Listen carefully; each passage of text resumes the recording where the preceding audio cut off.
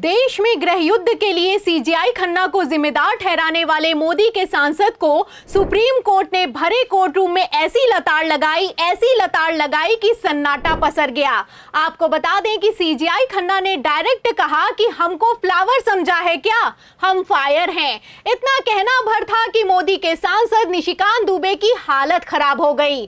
तो supreme court में क्या हुआ, पहले सीजीआई खन्ना की सख्त टिप्पणी सुनिए, फिर क्या एक्शन लिया और क्या आदेश पारित किया गया है उस पर आते हैं। लेकिन खबर में सबसे पहले आप बिग ब्रेकिंग देखिए। खबर आप देखिए हिंदुस्तान की। देखिए इस खबर में लिखा हुआ है कि कतई हेट स्पीच बर्दाश्त नहीं, आपने सुप्रीम कोर्ट की प्रतिष्ठा धूमिल करने की कोशिश की, बीजेपी एमपी को कड़ी फटकार। तो भारत के इतिहास में ऐसा पहली बार हुआ कि किसी सांसद ने चीफ जस्टिस ऑफ इंडिया का डायरेक्ट नाम लेकर कह दिया कि सीजीआई खन्ना तो देश में गृह युद्ध करवाने के लिए जिम्मेदार हैं। इस देश में जितने गृह युद्ध हो रहे हैं उसके जिम्मेवार केवल यहाँ के chief justice of India Sanjeev Khanna साहब। आपको बता दें कि मोदी के बेहद करीबी भाजपाई सांसद निशिकांत दुबे ने यह बयान तब दिया था जब सीजीआई खन्ना ने वक्फ कानून पर अंतरिम रोक लगाई। बयान तो 19 अप्रैल को ही निकलकर सामने आ गया था, लेकिन सीजीआई खन्ना ने कुछ नहीं बोला। मगर अब बोले हैं, और बोले हैं तो ऐसा बोले हैं कि भरे कोर्ट रूम में बवाल खड़ा हो गया है। पहले तो सीजीआई संजीव खन्ना ने निशिकांत दुबे के बयान को दुर्भावनापूर्ण करार दिया और फिर कहा कि हमारा यह दृढ़ मत है कि अदालतें फूलों की तरह नाजुक नहीं हैं जो ऐसे बेतुके बयानों से मुरझा जाएं। तो सीजीआई खन्ना ने इतना तो साफ कर दिया है कि ऐसे घटिया बयानों से हम डरने वाले नहीं हैं और सुप्रीम कोर्ट को फ्लावर समझने की गलती तो बिल्कुल मत करना। ऐसे बेतुके बयानों से हम मुरझाने वाले नहीं हैं।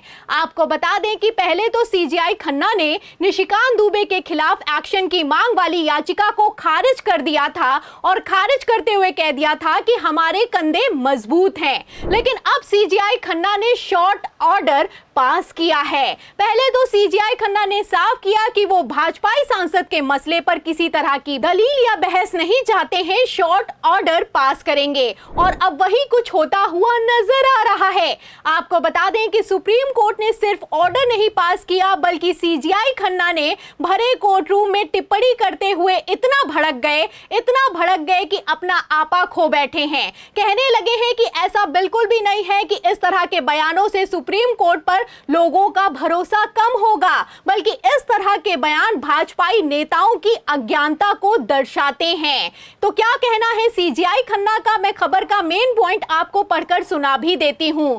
देखिए खबर में लिखा हुआ है कि हम नहीं मानते कि इस तरह के बेतुके बयानों से जनता की नजरों में अदालतों के प्रति भरोसे और विश्वसनीयता को कोई झटका लग सकता है। हालांकि यह बिना किसी संदेह के कहा जा सकता है कि ऐसा प्रयास जानबूझकर किया जा रहा है। तो सीजीआई संजीव खन्ना बोल तो निशिकांत दुबे को रहे थे, लेकिन क्लियर मैसेज उपराष्ट्रपति धनखड़ तक भी पहुंच गया है, क्योंकि वक्फ पर लगी अंतरिम रोक के बाद कैसे जगदीप धनखड़ ने भी सुप्रीम कोर्ट को टारगेट किया और बयान दिया कि सुप्रीम कोर्ट लोकतंत्र के खिलाफ काम कर रहा है। आप जानते हैं, आपको बता दें कि सीजीआई खन्ना ने अपने आदेश में साफ कर दिया है कि भाजपाई सांसद निशिकांत दुबे ने सुप्रीम कोर्ट की छवि को धूमिल करने और नफरत फैलाने का काम किया है और ये किसी भी कीमत पर कतई बर्दाश्त नहीं किया जाएगा। फिलहाल सुप्रीम कोर्ट अभी किसी तरह का कोई आदेश पारित नहीं हुआ है, लेकिन जैसे एक्शन लिया गया है, टिप्पणी की गई है, इससे इतना तो साफ है कि शेखी बघारने के चक्कर में भाजपाइयों को सुप्रीम कोर्ट से मुंह की खानी पड़ी है। और यहां पर मैं आपको बता दूं कि सीजीआई संजीव खन्ना के हटने के बाद तो भाजपाइयों को डबल मुंह की खानी पड़ेगी, क्योंकि सीजीआई खन्ना ने तो सिर्फ वक्फ कानून पर अंतरिम रोक लगाई है, लेकिन 14 मई को शपथ लेने वाले अगले चीफ जस्टिस बीआर गवई वक्फ कानून को कैंसिल कर सकते हैं। आपको बता दें जस्टिस गवई अपने सख्त तेवरों के लिए जाने जाते हैं।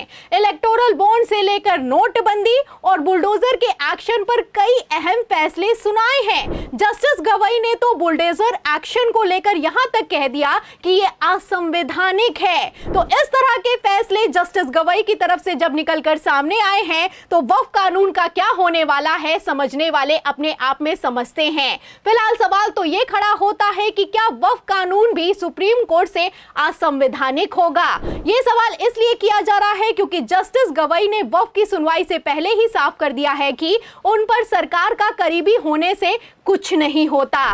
ठीक एक दिन पहले मैं आपको बता दूं, जस्टिस गवई ने सरकार का नाम लेकर सरकार को भरे कोर्ट रूम में चैलेंज किया है। आपको बता दें, जब डिप्टी कलेक्टर ने हाई कोर्ट के आदेश के खिलाफ बुलडोजर चलाया और मामला सुप्रीम कोर्ट पहुंचा तो जस्टिस गवई भड़क गए और कह दिया कि सरकार का करीबी होने से कुछ नहीं होता है, हम तो सजा देकर रहेंगे। आपको बता दें, ये अपने आप में बहुत बड़ी टिप्पणी है क्योंकि ये टिप्पणी भरे कोर्ट रूम में की गई है, पहली बात। और दूसरी बात यहां पर यह है कि ये अगले चीफ जस्टिस ऑफ इंडिया की तरफ से की गई है। जाहिर है कि जस्टिस गवई ने कुर्सी संभालने से पहले ही क्लियर कर दिया है कि सरकार का करीबी या फिर कि सरकार होने से कोई फर्क नहीं पड़ता, सबको सजा मिलेगी और बराबर मिलेगी। बता दें कि 13 मई को सीजीआई संजीव खन्ना रिटायर होंगे, 14 मई को जस्टिस गवई शपथ लेंगे और 15 मई को सुप्रीम कोर्ट में वक्फ के मसले पर सुनवाई होने वाली है। वो सुनवाई होने वाली है जिसको लेकर सीजीआई संजीव खन्ना को टारगेट किया गया, गृह युद्ध करवाने के लिए जिम्मेदार ठहराया गया। अब ऐसे हालातों में जब जस्टिस गवई इस मसले पर सुनवाई करेंगे तो वक्फ कानून का क्या होगा ये देखना अपने आप में दिलचस्प होगा। फिलहाल 15 मई को क्या होगा क्या नहीं होगा ये तो आने वाला वक्त बताएगा, लेकिन जैसे हालात हैं ऐसे में इतना तो साफ है कि सुप्रीम कोर्ट वर्सेस मोदी सरकार अपने चरम पर चल रहा है। अब ऐसे में सवाल खड़ा होता है कि अंतरिम रोक लगने से बौखलाई सरकार के वक्फ कानून पर अगर पूरी तरह से सुप्रीम कोर्ट से रोक लग जाएगी तो क्या होगा। इस सवाल के जवाब में इस पूरी खबर पर, सीजीआई खन्ना के एक्शन पर, जस्टिस गवई के रिएक्शन पर और तो और मोदी सरकार की हालत पर जो भी आप सोचते हैं हमें कमेंट बॉक्स में जरूर लिखें। वीडियो को ज्यादा से ज्यादा शेयर करें और हाँ, 4 PM यूपी को ज्यादा से ज्यादा सब्सक्राइब करें ताकि पहले की तरह हमारी खबरें आपको लगातार मिलती रहें। फिर मिलती हूं अगली खबर के साथ, तब तक के लिए धन्यवाद।